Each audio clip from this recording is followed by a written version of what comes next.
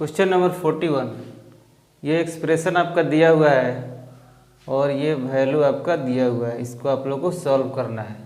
इसके लिए हम लोग क्या करते हैं, प्लस और माइनस, यहाँ पे प्लस है तो इसका कैलकुलेशन अलग कर लेंगे। इसके बाद यहाँ से चल रहे हैं तो यहाँ पे माइनस आ गया तो यहाँ से यहाँ तक का कैलकुलेशन कर लेंगे, और उसके बाद यहाँ माइनस है, इसको अलग कैलकुलेशन कर लेंगे। उसके बाद प्लस माइनस रख के सॉल्व करेंगे। तो सबसे पहले इसको हम लोग सॉल्व करते हैं। माइनस के उधर वाला क्या हो जाएगा, 1/8 इंटू 1/4।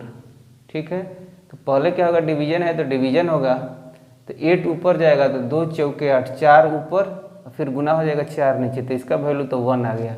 तो इस पूरे एक्सप्रेशन का वैल्यू कितना आ गया, इसका पूरा देखें अगर हम पूरे एक्सप्रेशन में इसका वैल्यू कितना आ गया, 1/4। माइनस का इधर वाला देखते हैं, इसका कितना आता है, 1/2 ऑफ है 1/4, तो गुना होगा तो गुना होगा, पहले ऑफ का काम होगा यहाँ पे, तो 1/8 आ गया। 1/8 डिवाइडेड बाई 1/8 तो 1 आ जाएगा। इसका वैल्यू यहाँ पे आपका 1 आ जा रहा है। ठीक है, ये पूरे का, यहाँ से अगर हम लोग चलें इस पूरे का आ गया। इसके बाद पहले इस पूरे का हम लोग कैलकुलेट कर लिए, और प्लस के बाद ये है, इसका पूरा चाहिए हमको। पहले ऑफ का काम हुआ तो 5 3 15 1 16/3 यहाँ है, और 4 दूना 8 है 1 9/2 यहाँ है। ठीक है, और कैंसिल करेंगे तो 2 8 16, 3 3 9, 8 3 का 24। यहाँ पे इसका वैल्यू कितना आ रहा है, 24। इसका वैल्यू आपका आ रहा है 24। अब 3 1/5 डिवाइडेड बाई, इसका मतलब 5 3 15 1 16/3 डिवाइडेड बाई 24, तो 16/3 नहीं 16/5, नीचे में 5 न है, 1/24।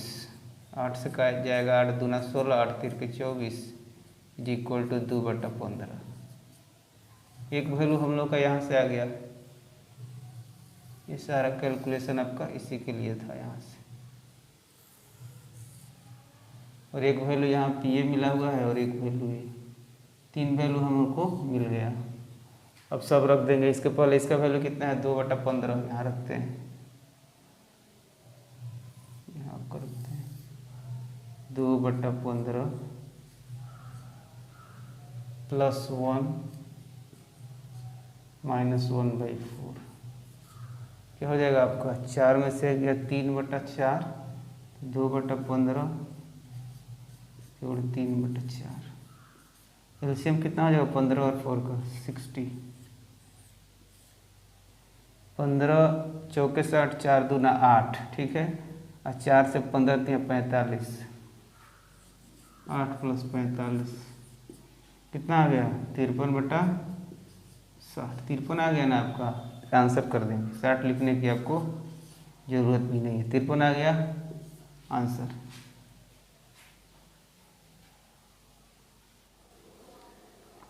Question number 42. 2 men and 7 women can complete a work in 28 days, whereas 6 men and 16 women can do the same work in 18 days, 11 days. In how many days will 5 men and 4 women working together complete the same work? इस तरह के question में हम लोग क्या करते हैं, सबसे पहले मेन वोमेन का रेशियो चाहिए, तो मेन बाई वोमेन लिखेंगे इज इक्वल टू, यहाँ पे क्या होगा, मेन का वैल्यू नीचे लिखेंगे और वोमेन का ऊपर लिखेंगे। डायरेक्ट रेशियो ऐसे हम लोग निकालते हैं। मेन 2 है, वोमेन 7 है, और दोनों 28 दिन तक काम कर रहा है, तो 28 लिख दिए, कुने 28 कर दिए, माइनस दूसरा डाटा क्या दिया हुआ है यहाँ पे, 6 मेन, तो 6 मेन हो गए, 16 वोमेन, वोमेन को ऊपर लिखना है, गुने can do the same work in 11 days, 11 इधर 11 उधर, और ये होता है आपका मॉडुलस वैल्यू। इसका जो वैल्यू आएगा वही आपका रेशियो होगा। यहाँ से 2 से कैंसिल कर लेते हैं। ठीक है, 2 3 6, और 2 से 14 जाएगा, और 2 8 16, ऊपर में क्या आ गया, 14 से 98 माइनस 88, तो 10, ऊपर में तो आपका आ गया 10, नीचे में क्या आ रहा है 28 माइनस 33, 13 में से 8 गया 5, -5 आ रहा है, मॉडुलस है तो 5 आ जाएगा। 5 से 1 कट जाएगा 2 में, 5 दूने 10 = 2/1। मेन आपके हो गए 2, वोमेन आपका हो गया 1। यहाँ से क्या कर रहा है, in how many days 5 main and 4 women, तो 5 मेन कह रहा है। Number of days, required number of days क्या हो जाएगा यहाँ पे, required number of days = work by efficiency. किसी का डेज निकालना है तो वर्क बाई इफिशियंसी, ठीक है। तो टोटल कितना वर्क है, इसका इफिशियंसी कितना हो रहा है, 5 मेन एंड 4 वोमेन। तो 5 मेन, तो 5 मेन के लिए 2 है तो 5 दूना 10 हो गया, और 4 वोमेन के लिए हो गया 4 एकम 4, 10 4 14, इफिशियंसी पूरा 14 हो गया आपका। और वर्क निकालना है, वर्क कितना होगा, 2 main and 7 women.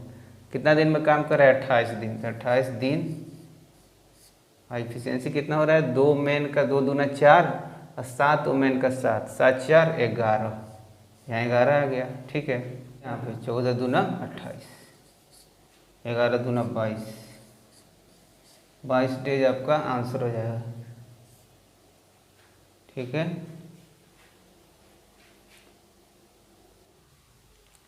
Question number 43, the value of this expression. इस एक्सप्रेशन का वैल्यू हम लोग को निकालना है। तो यहाँ पे देखते हैं हम लोग कि आपका जो ds है, सब ऑप्शन में क्या क्या है, 7 5 12, तो 2 1 3 हो गया, और ये 1 हो गया, इसका 5 है, अपन 2 7, अलग अलग सबका ds है। इसका 3 1 5 7 ds आपका अलग अलग है, इसीलिए हम लोग ds से करने का पहले कोशिश करेंगे ताकि ये जल्दी से हो जाए। इसका ds नीचे वाला कितना हो जाएगा, 7 5 12, 2 1 3, 3 3 9, नीचे में क्या आ रहा है 9 माइनस 5 2 7, 7 गुने 5, 7 5 35, 5 3 8, 9 में से 8 = 1। नीचे वाले का ds तो 1 आ गया, और न्यूमरेटर का क्या हो जाएगा, 7 2 9, 9 से कुछ भी मल्टीप्लाई करेंगे तो ds 9 ही होता है, ठीक है। 9 से कुछ भी मल्टीप्लाई होता है, ds तो 9 हो गया। इसका कितना होगा, 5 और 2 7 1 8, 8 गुने क्या आ रहा है 5, 5 का क्यूब 125, 125 का 5 2 7 और 1 8, 8 9 प्लस 8 8 64, 6 4 10 1, 9 1 10, तो ds 1। अब न्यूमरेटर का ds कितना आ गया, न्यूमरेटर का ds 1 और डिनोमिनेटर का ds भी 1। Numerator by denominator ds, total ds 1 आ गया। तो ds जिसका 1 होगा वो आपका आंसर हो जाएगा, ठीक है। ये आपका ds निकाला गया था न्यूमरेटर का, ये ds था आपका डिनोमिनेटर का, ये ds था आपका न्यूमरेटर का ds, ठीक है। ये ओवरऑल ds आपका आ गया 1, तो आपका 1 आंसर हो जाएगा। इस क्वेश्चन को हम लोग दूसरे तरीके से कैसे बना सकते हैं, यहाँ पे देखिए आपका a³ + b³ का फॉर्म है। तो a कितना है, a³ + b³ = क्या होता है, a + b × a² - ab + b²। तो a कितना है यहाँ पे 3, इसमें मल्टीप्लाई होगा तो 25 3 75, 0.75, ये a है। और b कितना है आपका 5 मल्टीप्लाई होगा, 5 5 25, 0.25, ये आपका a है और b है। इसका फॉर्मूला क्या होता है, a + b × यहाँ पे a² - ab + b², ठीक है। तो a² - ab + b² ऊपर में है, तो नीचे में a² - ab + b² का ही फॉर्म जनरली देता है। यहाँ पे देखते हैं a कितना है 0.75, तो a² तो आपका दे दिया, अब -ab + b² को ऑपरेट करेंगे तो इतना आ जाएगा, इतना आ जाएगा, आना ही पड़ेगा। क्यों आना पड़ेगा, क्योंकि अगर ये नहीं आता है, ठीक है, तो इसमें से कुछ कॉमन आएगा।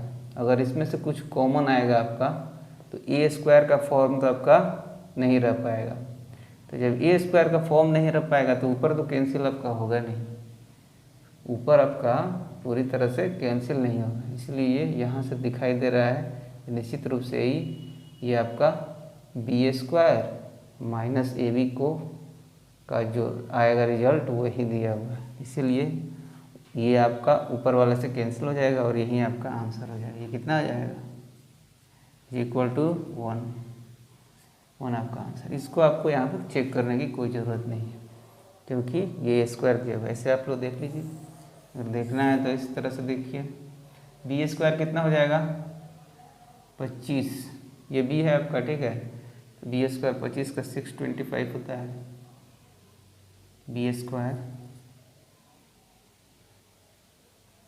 625, B square minus A B, A कितना है आपका, ए आपका है इतना और बी इतना है, कितना 0.75 इंटू 0.25। यहाँ पे गलती आपका हुआ क्या है, ये डेसिमल में गलती हुआ है। 25 से 25 मल्टीप्लाई करेंगे तो 4 अंक के बाद डेसिमल होगा ना, 1 2 3 4 0 पॉइंट ये हो जाएगा, ठीक है। अब 0.25 इसमें से कॉमन आ जाएगा, दिखाई भी दे रहा है, कितना आ जाएगा ये 25 0.25 से मल्टीप्लाई हुआ है तो ये तो आया है 4 0 माइनस, ये तो कैंसिल हो गया 0.75, तो ये आपका क्या दे देगा, ये तो माइनस देगा ना, 0.75 में से 0.25 जाएगा तो कितना आ जाएगा, 7 में से 5 जाएगा तो 2, ठीक है, 2 आएगा, 7 में से 2 जाएगा तो 5, 0.5 हो जाएगा। तो ये 0.25 इंटू माइनस 0.5, माइनस आएगा तो माइनस यहाँ है, आपका देखिए 0.25 इंटू 0.5 आ रहा है। ये सब करने की कोई ज़रूरत नहीं है, डायरेक्ट आप लोग मार्क करेंगे, ठीक है, आंसर तो आना ही होगा।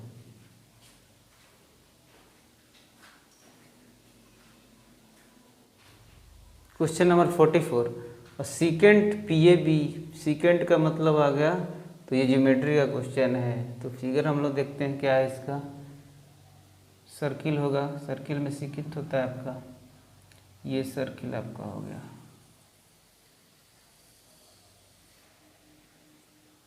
ठीक है। और second PAB is drawn from an external point P। चलिए PAB हम लोग ड्रॉ कर लेते हैं, यहाँ पे इसका सेंटर O है, ठीक है। PAB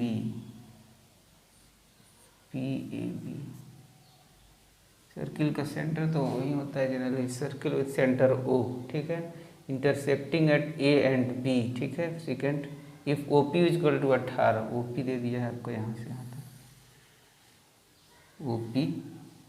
OP is equal to कितना दिया है 17 सेंटीमीटर। ये आपका वैल्यू कितना है, यहाँ से यहाँ तक का 17 centimeter. PA is equal to 8 centimeter, ये आपका 8 सेंटीमीटर है। PB is equal to 21 centimeter, PB यहाँ से यहाँ तक का लेंथ आपका दिया हुआ है, कितना है 21 सेंटीमीटर। क्या निकलना है आपका, radius of the circle, circle का रेडियस कितना होगा। मानते हैं यहाँ से इसको मिलाते हैं, ये रेडियस आपका R है, ये R है, तो यहाँ पे हम लोग क्या लिखेंगे, PA इंटू PB मतलब 8 into 21, 8 into 21 is equal to क्या हो जाएगा, P यहाँ पे कोई पॉइंट एक होगा आपका, मान लेते हैं कोई पॉइंट एक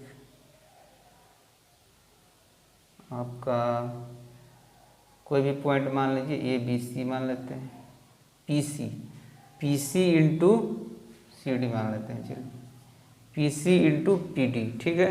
PC कितना हो जाएगा 17 माइनस R, और आपका PD कितना हो जाएगा 17 plus R।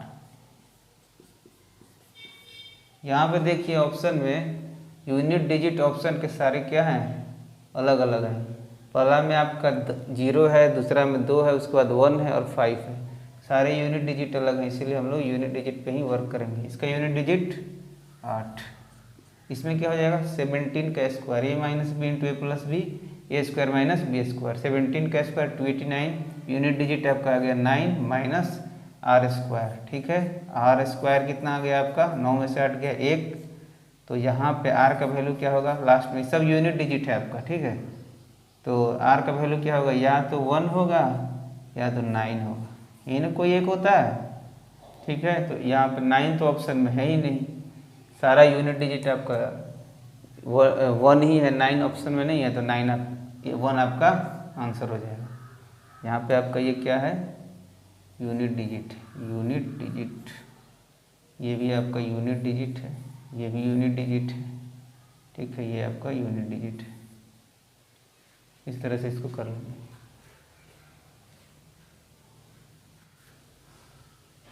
Question number 45, A and B start moving from places X and Y and X respectively at the same time on the same day. After crossing each other, A and B take इतना and इतना hours respectively to reach their respective destinations. If the speed of A is this, then speed of B. इस case में क्या हो रहा है कि दो अलग अलग पॉइंट से चल रहे हैं और क्रॉसिंग के बाद का उनका टाइम दिया हुआ है। तो इसमें डायरेक्ट हम लोग लिखते हैं speed of a by speed of b, speed of a by speed of b is equal to under root of time of a by time of b by time of ए।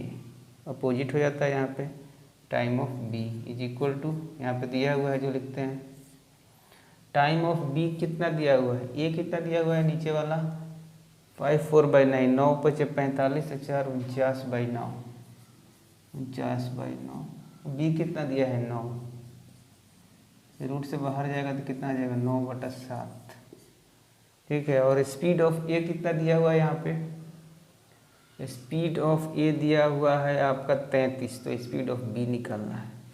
यहाँ पे आपका क्या है बराबर 33 स्पीड ऑफ बी, 3 से जाएगा 3 × 3 = 9, 11। Speed of B क्या हो जाएगा आपका 11 × 7 = 77/3, 3 दूना 6, 17, 3 बचे 15, 2 17, 2/3, 25, 2/3 आपका आंसर हो जाएगा। इसमें आपका क्या कंसेप्ट यूज होता है, मान लीजिए 2 पॉइंट है आपके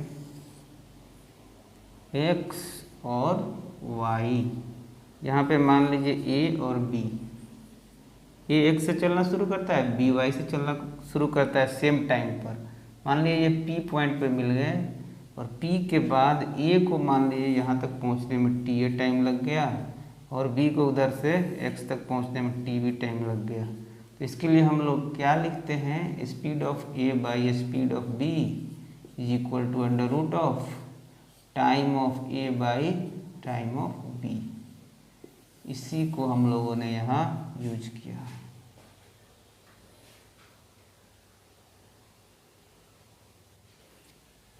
question number 46, the value of this expression, इस एक्सप्रेशन का वैल्यू हम लोगों को निकालना है। tan cot है, sec cosec है, 45 डिग्री अगर पुट करते हैं ए का मान तो क्या आ जाएगा, put a is equal to 45 degree. तो यहाँ पे क्या हो जाएगा 1 और 1, 2 में से 2 गया 0, 0 माइनस sec 45 का √2 का स्क्वायर 2 × 2 इज इक्वल टू क्या आ जाएगा आपका -4, -4 आपका आंसर हो जाएगा।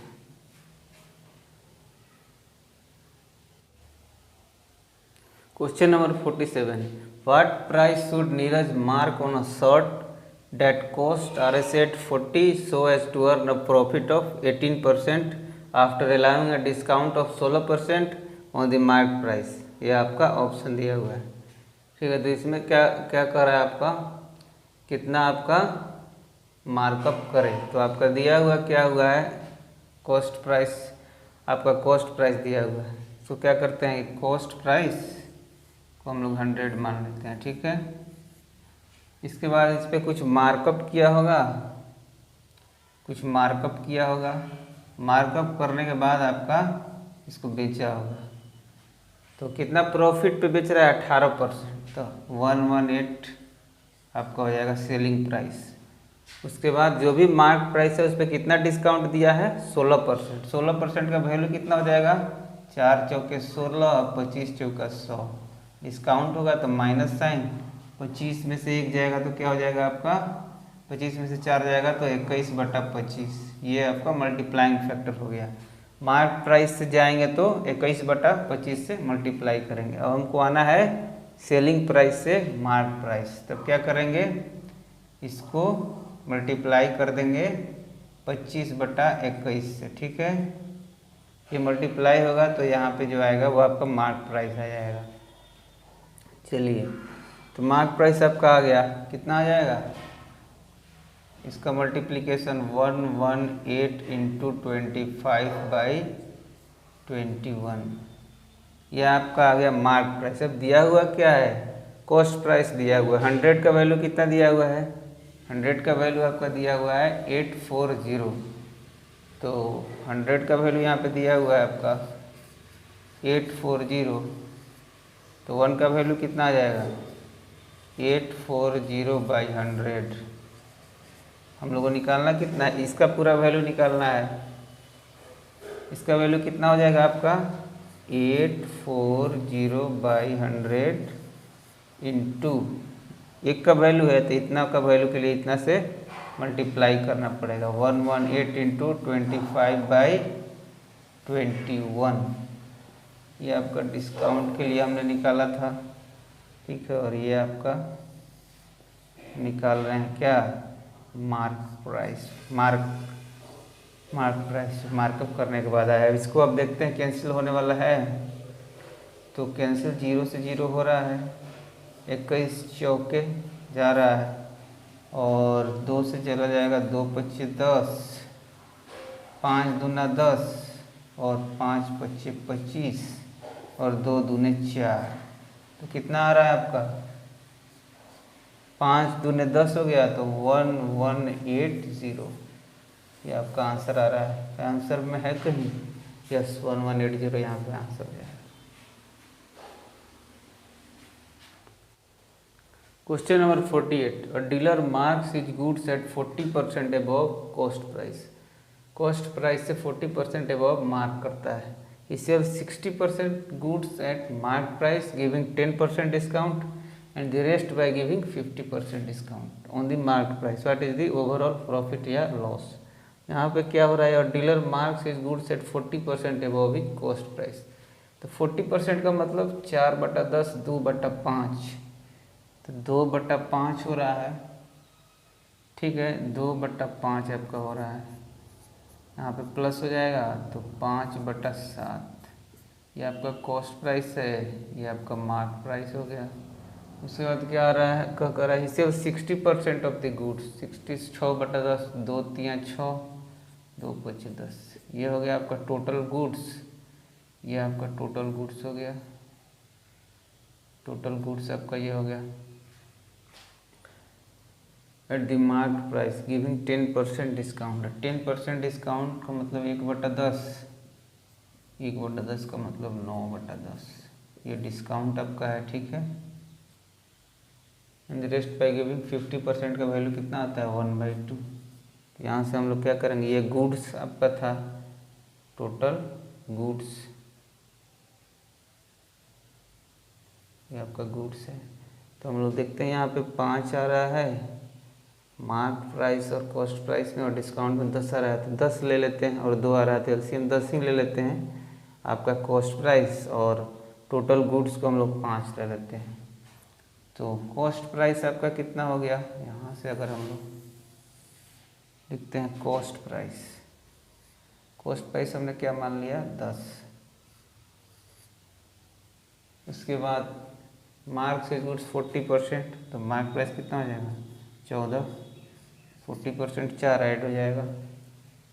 इससे 60% of the goods, total goods हमारा कितना है 5 है, उसमें 60% कितना हो गया 3,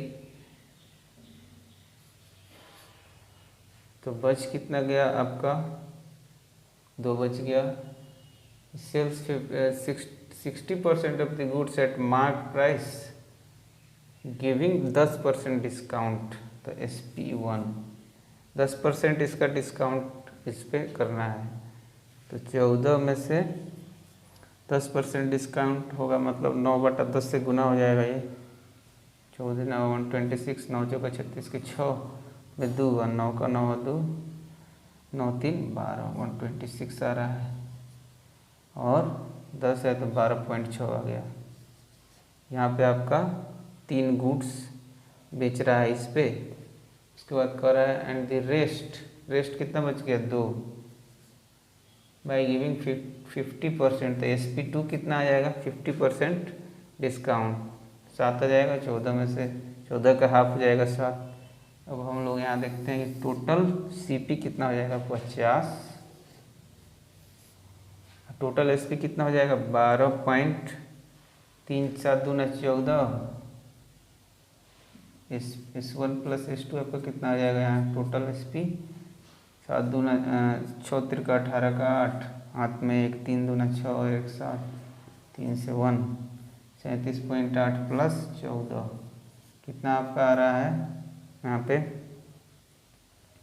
8 4 12 का 2, नहीं 0.8 तो आपका आ ही जाएगा ना, 0.8 आपका आ गया, और 7 4 11 का 1, और 3 1 4 1 5, ठीक है 0.8 हो गया, 7 4 11 का 1 और 3 1 4 1 5, ठीक है। तो 50 है तो इसको 2 से मल्टीप्लाई हम लोग करेंगे तो कितना आ जाएगा 100, तो 2 से मल्टीप्लाई करेंगे तो इसको भी 2 से 8 दूना 16 का 6 आ रहा है, ठीक है। और ये ज़्यादा है तो प्रॉफिट ही होगा 0.6, 6 जिस ऑप्शन में यूनिट डिजिट आ जाएगा पॉइंट में आपका है वो आपका आंसर हो जाएगा। पॉइंट से कोई मतलब ही नहीं है क्योंकि सब में सेम डिजिट है, सेम नंबर ऑफ डिजिट है, लास्ट डिजिट 6 आ गया आपका आंसर हो गया। इसको देख लीजिए 8 दूना 16 का 6 और 2 1 2 और 1 3, 5 दूना 10, 103.4। इसका मतलब कितना हो गया प्रॉफिट परसेंट आपका, यहाँ से आपका आया था टोटल SP प्रॉफिट परसेंट कितना हो गया आपका यहाँ से 3.6%।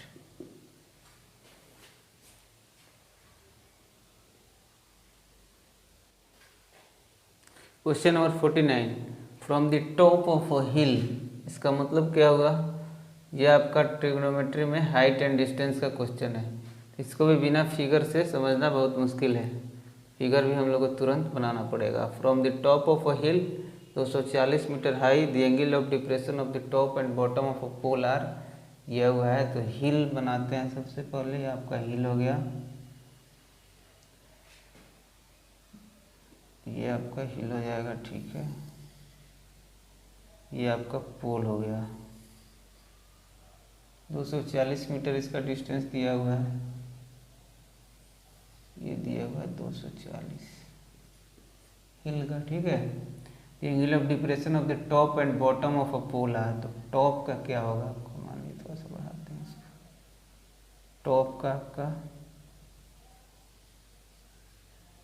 और बॉटम का,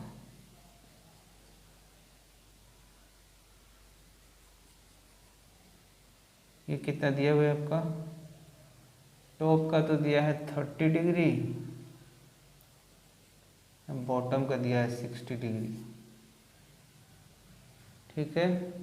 difference between the height of the pole, pole के हाइट को मान लीजिए हम लोग h मान लेते हैं, height of the pole and the distance from the hill, इस डिस्टेंस को मान लीजिए हम लोग क्या मान लेते हैं, ये डिस्टेंस d अगर है, difference between the height of the pole and its distance from the, हम लोग को निकालना क्या है h minus D, h minus D निकालना है, ठीक है।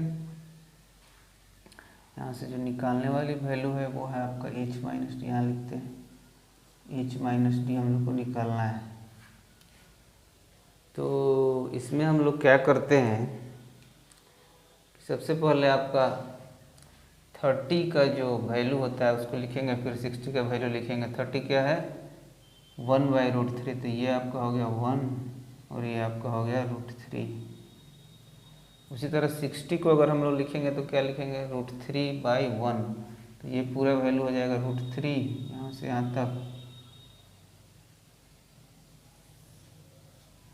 √3, और ये वैल्यू पूरा कितना हो जाएगा 1। दोनों एंगल का वैल्यू लिख दिए, अब इसमें हम लोग क्या करते हैं कि किसी एक एंगल का वैल्यू दूसरे एंगल के टर्म में लिख लेते हैं और उसका यूज करते हैं। कहने का मतलब ये है कि किसी एक एंगल का हम लोग यूज करते हैं और दूसरे एंगल को ख़त्म कर देते हैं। मतलब दूसरे एंगल के वैल्यू को हम लोग समाप्त कर देते हैं और किसी एक एंगल का वैल्यू लेके हम लोग उसका यूज करते हैं। यहाँ पे आपका 60 डिग्री में क्या दिया हुआ है, यहाँ लिखते हैं अगर हम लोग 60 डिग्री, यहाँ लिखते हैं 30 डिग्री। 60 डिग्री में अगर आपका 1 है नीचे, 30 डिग्री में आपका कितना है, √3 है। तो आपका 60 डिग्री में 1 है तो 30 डिग्री में √3। 60 डिग्री में अगर √3 है तो 30 डिग्री में कितना हो जाएगा, 3। अब क्या होगा कि यहाँ पे आपका 60 डिग्री का काम ख़त्म हो गया, 60 डिग्री का यूज हो गया ख़त्म। अब हम लोग 60 डिग्री का यूज़ नहीं करेंगे, 30 डिग्री का वैल्यूज का ही सिर्फ यूज करेंगे। 30 डिग्री के लिए हम लोग को क्या क्या मिल गया, ये आपका √3 का वैल्यू मिला है 3, तो ये पूरा वैल्यू 3 हो गया। 30 डिग्री के लिए हम लोग को क्या मिल गया, यहाँ से ये मिल गया 3 है, 1 है, तो ये कितना मिल गया हम लोग को, सब 30 डिग्री का ही यूज कर रहे हैं। आपका 2 हो गया और यही 2 आपका हाइट ऑफ पोल है। डिस्टेंस कितना हो जाएगा 30 डिग्री के लिए, √3 हो जाएगा। √3 आपका डिस्टेंस। 30 डिग्री के वैल्यू को हमने सर्कल में लिख दिया हुआ है, ठीक है। तो यहाँ से हम लोग देखते हैं क्या दिया हुआ है आपका, ये दिया हुआ है, मतलब 3 का वैल्यू दिया हुआ है क्या, 240। 1 का वैल्यू कितना हो जाएगा, 80। आपको निकालना है 2 का वैल्यू। h क्या हो जाएगा आपका, यहाँ से अगर हम लोग h-d निकालते हैं, यहाँ हमने लिखा था h-d जो निकालना था, यहाँ से हम लोग अगर निकालते हैं क्या, h-d, h आपका कितना हो जाएगा, h है आपका 2, 1 का वैल्यू 80 तो 2 का वैल्यू 160 आ गया, माइनस d है आपका, d कितना है, डिस्टेंस √3, तो 1 का वैल्यू 80 तो √3 का वैल्यू 80 √3 आपका आ गया। अब क्या होगा, यहाँ पे 80 को ले लीजिए कॉमन, 3, यहाँ पे 80 इंटू 2 माइनस √3 जो जिस ऑप्शन में होगा वो आपका आंसर हो जाएगा, ये आपका आंसर हो गया।